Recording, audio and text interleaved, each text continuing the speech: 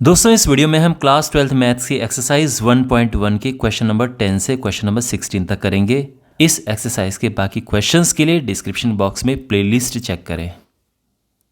Question number 10 है given example of a relation which is, और इसके 5 डिफरेंट पार्ट्स हैं, वन बाय वन इन्हें करते हैं। सबसे पहले फर्स्ट पार्ट में जो रिलेशन है वो सिमेट्रिक है बट ना रिफ्लेक्सिव और ना ट्रांजिटिव। तो हम लिखेंगे कि रिलेशन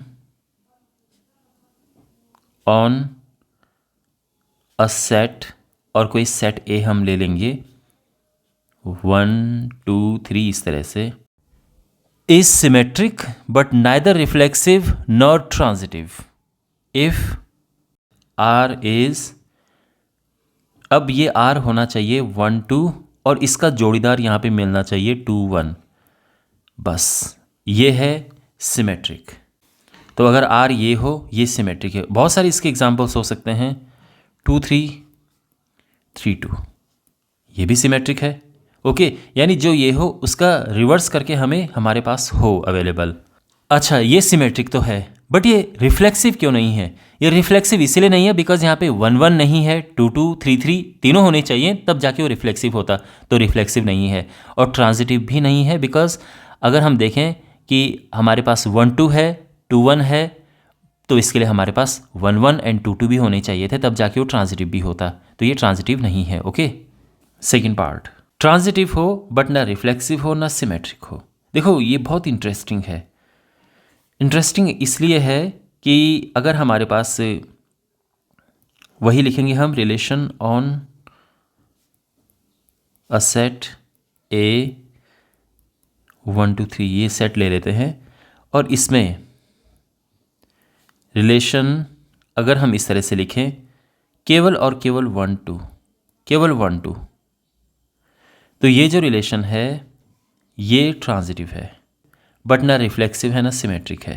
मैंने आपको कहा था कि जो हमारे पास सिंगल ऑर्डर्ड पेयर होता है वो ट्रांजिटिव रिलेशन होता है, तो इसका ध्यान रखना, ये ट्रांजिटिव है। ऑफ कोर्स सिमेट्रिक रिफ्लेक्सिव नहीं है।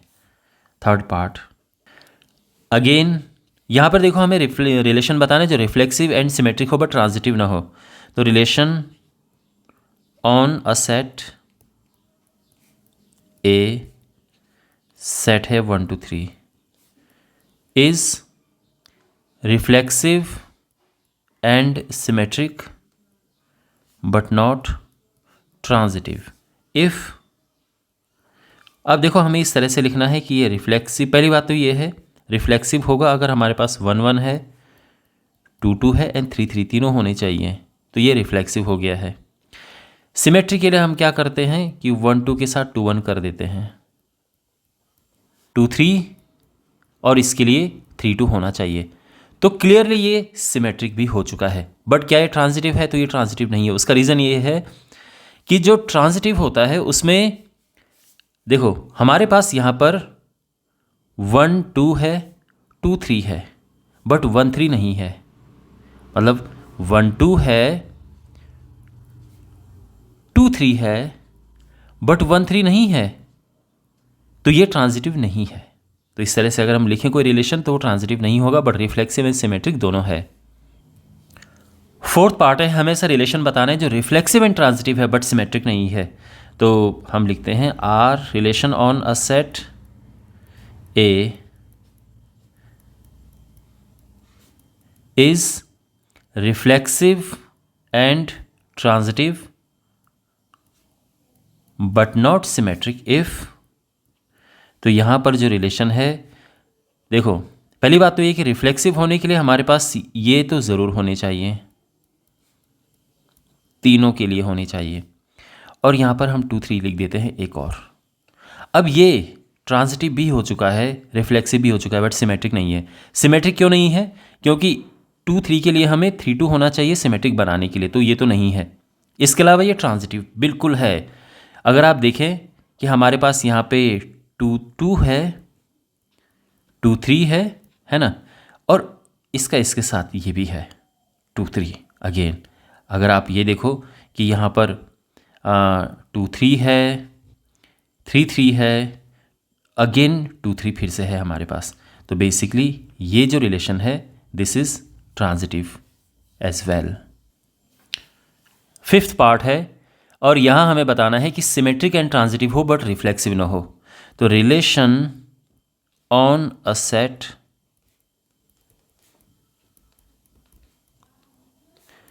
Is symmetric and transitive but not reflexive if. तो यहाँ पर रिलेशन सिमेट्रिक, ट्रांजिटिव और रिफ्लेक्स होना चाहिए बट रिफ्लेक्सिव नहीं होना चाहिए। रिफ्लेक्सिव होने के लिए क्या होगा? रिफ्लेक्सिव होने के लिए हमारे पास 1 1 2 2 3 3 तीनों होने चाहिए, तो उसमें से एक तो हमें हटाना होगा। अच्छा, अब अगर हम यहाँ पे लिखते हैं 1 1 1 लिखते हैं, 2 2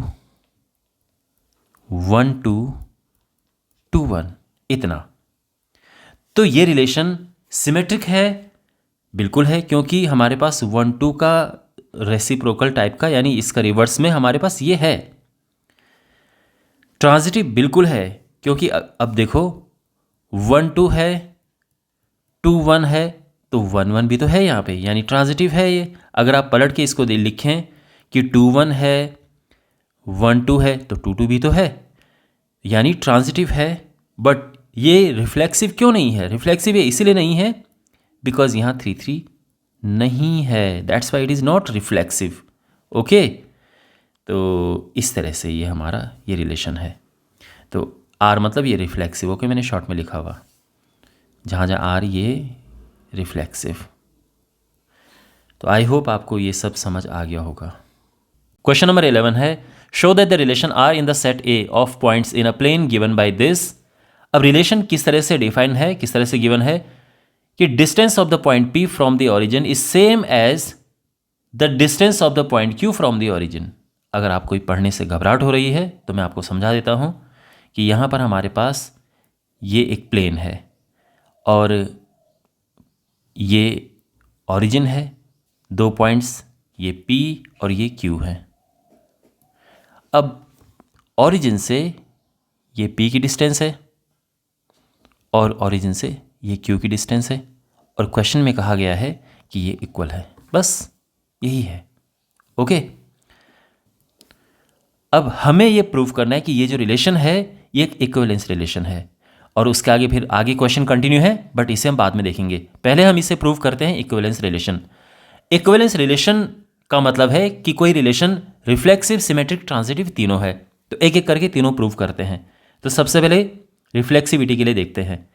जब हम रिफ्लेक्सिविटी के लिए देखते हैं तो हम सिंगल पॉइंट लेते हैं। तो हम लेंगे कि लेट P ले लिया हमने सेट A से, सेट A है ना, तो सेट A से हमने एक पॉइंट P ले लिया है। अब जब हम रिफ्लेक्सिविटी देखते हैं तो हमें ये लेकर आना होता है कि P जो हैं वो रिलेशन को बिलोंग करते हैं। इसका मतलब ये है कि दोनों जगह हमें यहाँ पर P लिखना है।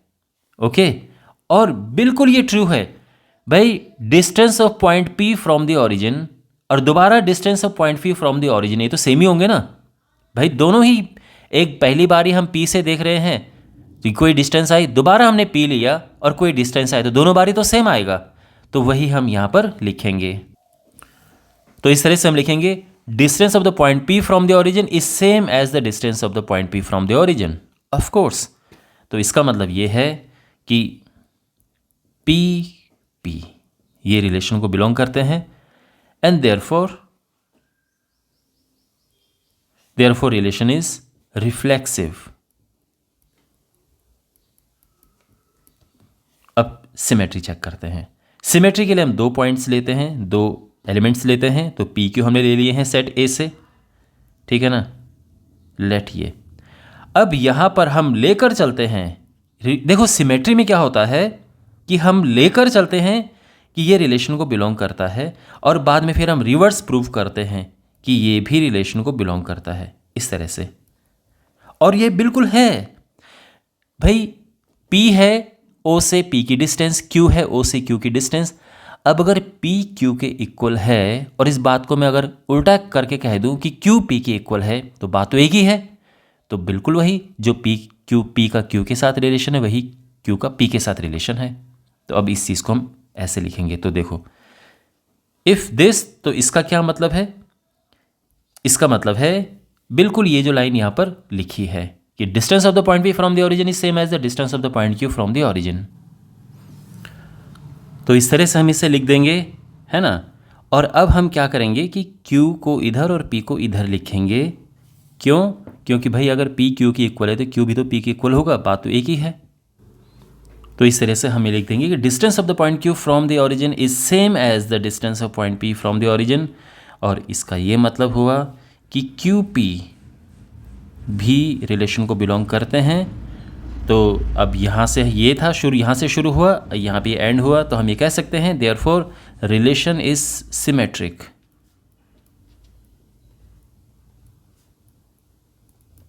ओके, जब हम ट्रांजिटिविटी प्रूव करते हैं तो उसमें हम 3 पॉइंट्स लेते हैं, 3 एलिमेंट्स लेते हैं।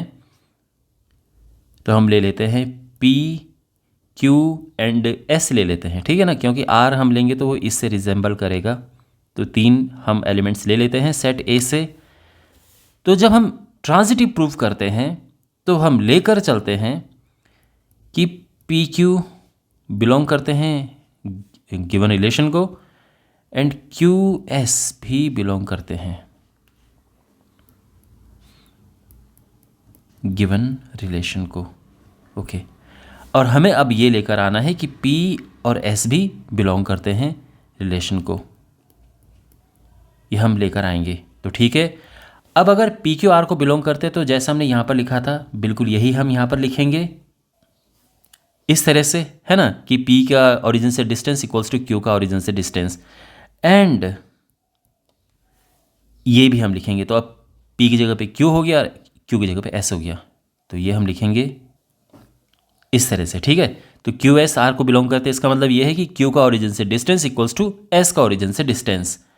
अब यहाँ पे देखो आप, इसका क्या मतलब है, इनको अगर हम कंबाइन करें कि P का ओरिजिन से डिस्टेंस इक्वल्स टू Q का ओरिजिन से डिस्टेंस और ये है Q का ओरिजिन से डिस्टेंस इक्वल्स टू S का ओरिजिन से डिस्टेंस, तो हम ये कह सकते हैं कि P का ओरिजिन से डिस्टेंस इक्वल्स टू S का ओरिजिन से डिस्टेंस। तो इस तरह से हम ये लिख देंगे और इसका ये मतलब हुआ कि PS ये भी बिलोंग करते हैं रिलेशन को and therefore relation is transitive. तो फाइनल हम स्टेटमेंट लिखेंगे, the relation is reflexive, symmetric and transitive, therefore it's an equivalence relation. और हम ये भी कह सकते हैं कि R is an equivalence relation, ठीक है, दोनों तरह से हम लिख सकते हैं। ओके, अब इसके सेकंड पार्ट पर आते हैं। सेकंड पार्ट इसका है, oh my god it's a long solution. Second part है कि show that the all points related to point P is a circle passing through P with origin as centre. तो obvious सी बात है कि अगर हम सारे पॉइंट्स ऐसे ले लें कि जिनका ओरिजिन से डिस्टेंस इक्वल है और फिर हम उनको आपस में मिलाएं सभी पॉइंट्स को, है ना, तो ये क्या बनेगा, ये एक सर्कल की शेप लेगा। ओके, तो ये हम लिखेंगे एक स्टेटमेंट।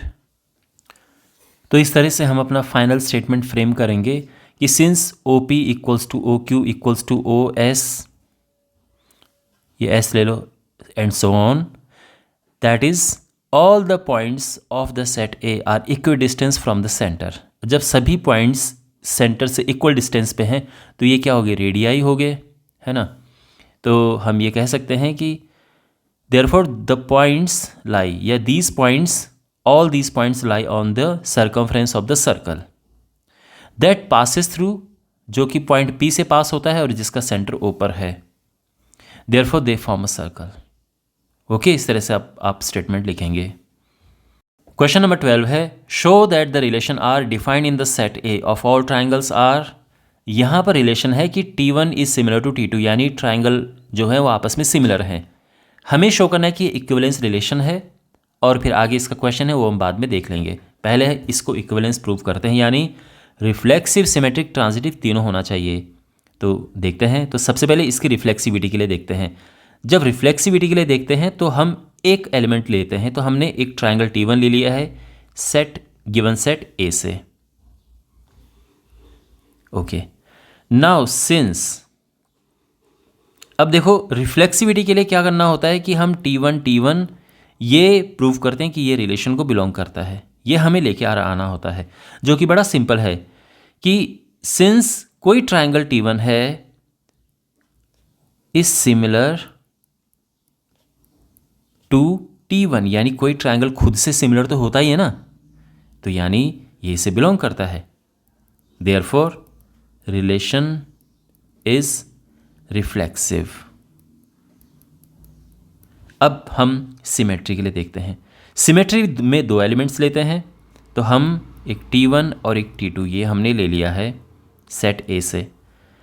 अब सिमेट्री में हम लेकर चलते हैं कि T1 T2 ये बिलोंग करते हैं गिवन रिलेशन को, ये हम लेकर चलते हैं, तो इसका क्या मतलब हुआ, ये लेकर चलते हैं और हमें लेकर आना होता है कि T2 और T1 ये बिलोंग करते हैं आर को, ये हमें लेकर आना होता है इसका रिवर्स पलट के।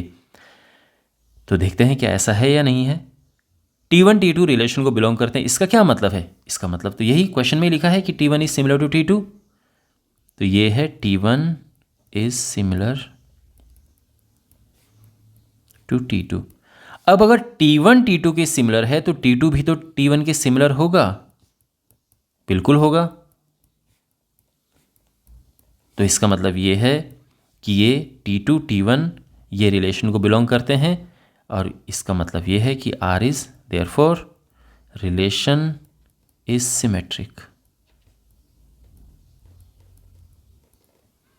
अब ट्रांजिटिविटी देखते हैं। ट्रांजिटिविटी में तीन एलिमेंट्स लेते हैं, T1 T2 and T3।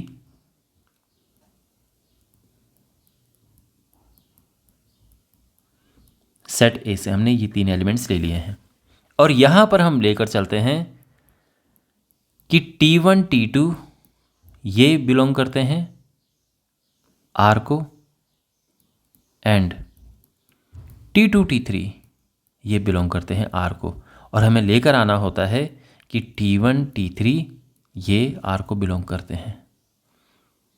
Okay, तो इसका क्या मतलब है, T1 T2 R को बिलोंग करते हैं, इसका मतलब क्या है कि T1 is similar to T2, T1 is similar to T2, okay, and T2 T3 ये R को बिलोंग करते हैं, यानी T2 is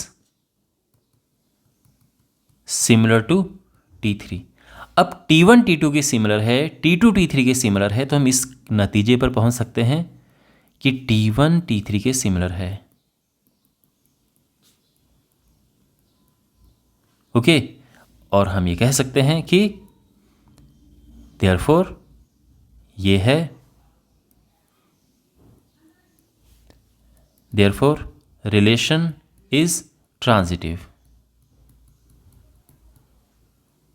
and since the relation is reflexive, symmetric and transitive, hence it's an equivalence relation।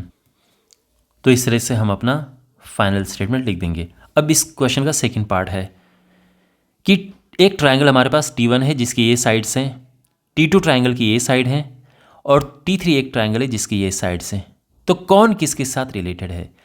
देखो relation का क्या मतलब है, इसमें रिलेशन का मतलब है कि जो ट्रायंगल है वो आपस में क्या है, सिमिलर है।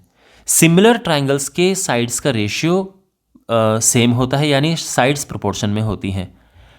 तो अगर आप इसके हर एक साइड में 2 का मल्टीप्लाई करें तो आपको ये मिल जाएगा, है ना, 3 2 6, 4 2 8, 5 2 10, लेकिन इसके साथ नहीं मिलेगा।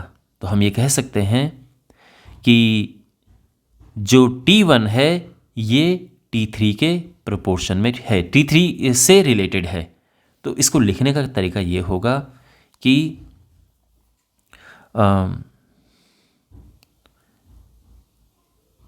T1 and T3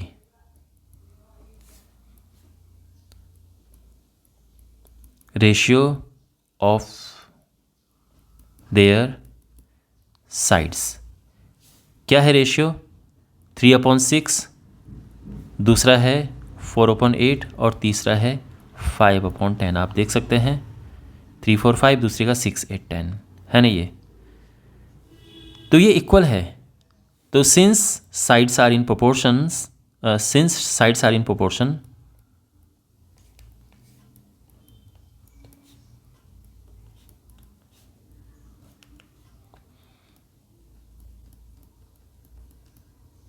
therefore T1 is similar to T3 and therefore T1 is related to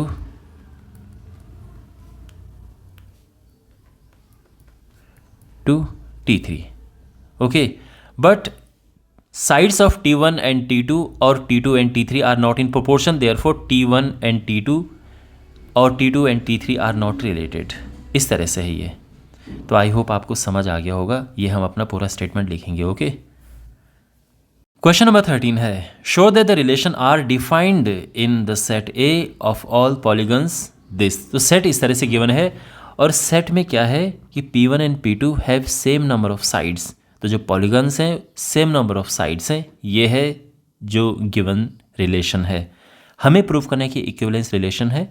उसके बाद इसका आगे पार्ट है वो हम बाद में देखेंगे। पहले इसे इक्विवेलेंस प्रूव करते हैं, यानी रिफ्लेक्सिव, सिमेट्रिक एंड ट्रांजिटिव तीनों।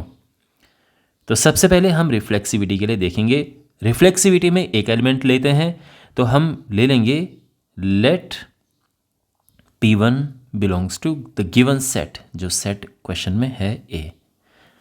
अच्छा, अब यहाँ पे आपको पता होगा कि रिफ्लेक्सिविटी में हमें क्या प्रूव करना होता है। P1 दोनों ही इसको R को बिलोंग करते हैं।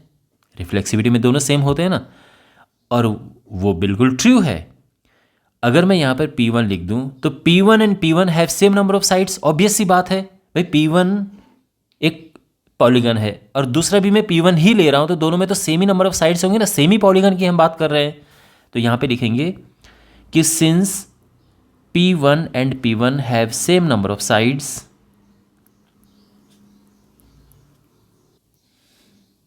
therefore ये हो जाएगा, and hence the relation is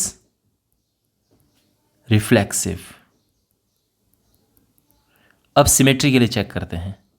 symmetry में हम दो एलिमेंट्स लेते हैं, तो एक P1 है और एक P2 है, सेट ए से बिलोंग करते हैं।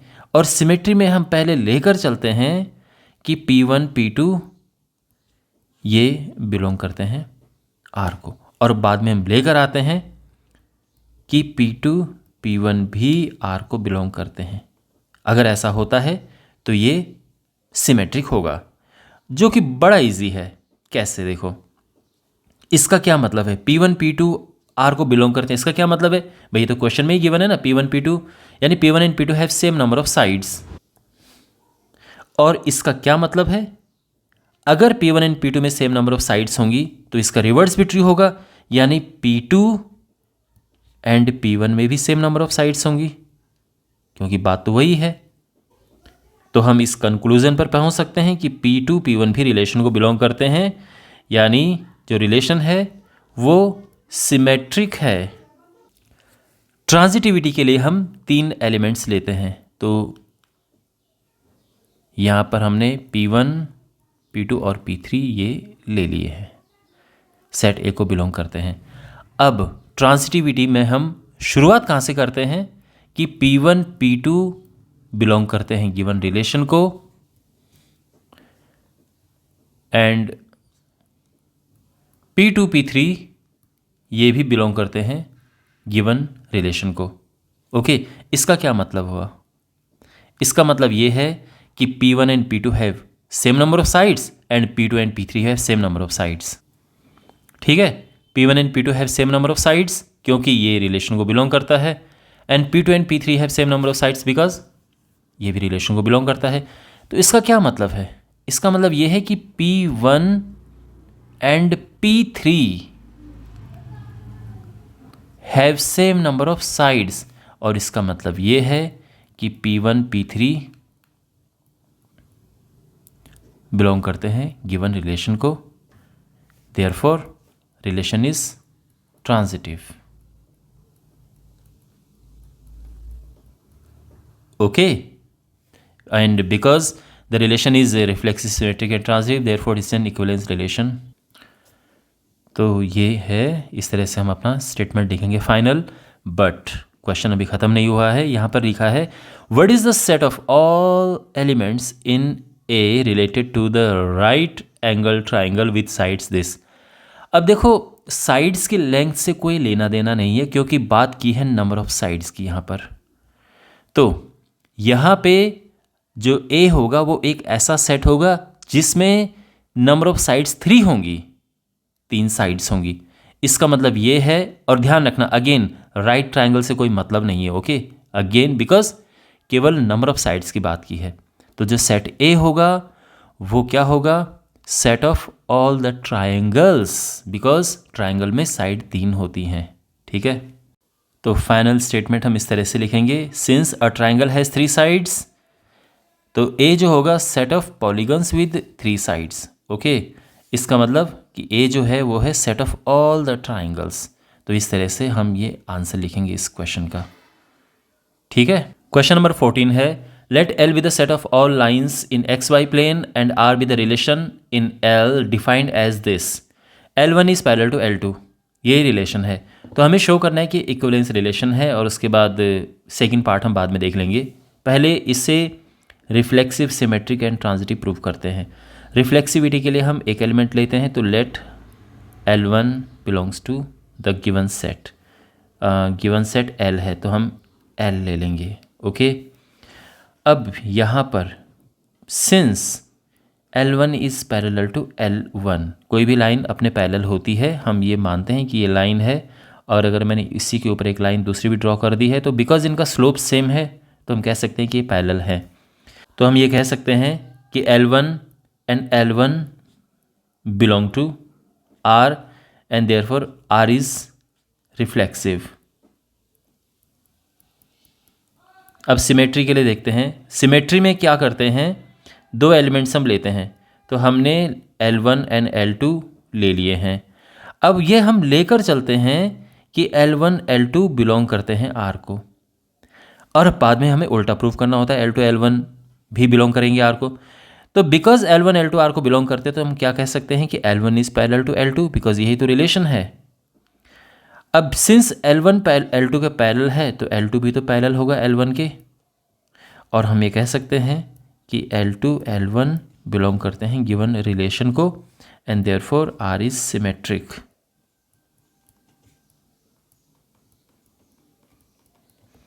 और अब हमें देखना है कि ये ट्रांजिटिव है कि नहीं है. तो ट्रांजिटिव में 3 एलिमेंट्स लेते हैं, तो L1 L2 L3 they belong to L, ये हमने लेट कर लिया है. अब ट्रांजिटिव में हम ये लेकर चलते हैं कि L1 L2 बिलोंग करते हैं R को, एंड L2 L3 ये भी बिलोंग करते हैं R को. अब L1 L2 R को बिलोंग करते, तो हम ये कह सकते हैं कि L1 L2 के पैरेलल है, और L2 L3 R को बिलोंग करते हैं, रिलेशन को बिलोंग करते हैं. It means L2 is parallel to L3. तो सिंस L1 L2 के पैरेलल है, L2 L3 के पैरेलल है, तो हम इस निष्कर्ष पर पहुंच सकते हैं कि L1 L3 के पैरेलल है, एंड हेंस L1 L3 के साथ रिलेटेड है, and therefore it is transitive. Relation is transitive. And final statement वही कि since the given relation is reflexive, symmetric and transitive, therefore it's an equivalence relation. तो इस तरह से हम अपना फाइनल स्टेटमेंट लिख देंगे. अब इस क्वेश्चन का सेकंड पार्ट, शो दैट, अच्छा ये हो गया, find the set of all lines related to this. Basically हमें सभी लाइंस का सेट लिखना है जो कि इसके पैरेलल है. तो यहाँ पर जो है, अब इसका सेकंड पार्ट कर रहे हैं हम, तो इसके पैरेलल लाइंस क्या होंगी. तो since parallel lines have same slope, देखो गिवन लाइन क्या है, y equals to 2x + 4. Slope क्या है यहाँ पर, स्लोप है 2. अच्छा, लाइन की इक्वेशन क्या होती है. अब देखो पैरेलल लाइंस का स्लोप सेम होता है, तो हम ये लिखेंगे कि since parallel lines have the same slope, therefore जो लाइन आएगा, लाइन किस तरह से आएगी, y equals to m x plus c होता है ना, और m तो 2 है, यानी बिकॉज स्लोप इसका 2 है तो ये हो जाएगा 2x प्लस सी। तो हम कहेंगे कि set of all the lines that are parallel to this is given as और is defined as y equals to 2x plus c. तो अपना फाइनल स्टेटमेंट हम इस तरह से लिखेंगे, hence the set of all lines related to the given line is given by this, where c जो है this it's a real number, okay तो रियल नंबर थोड़ा सा हम इस तरह से लिख देते हैं कि c is a real number। तो आई होप आपको इस सोल्यूशन समझ आ गया होगा।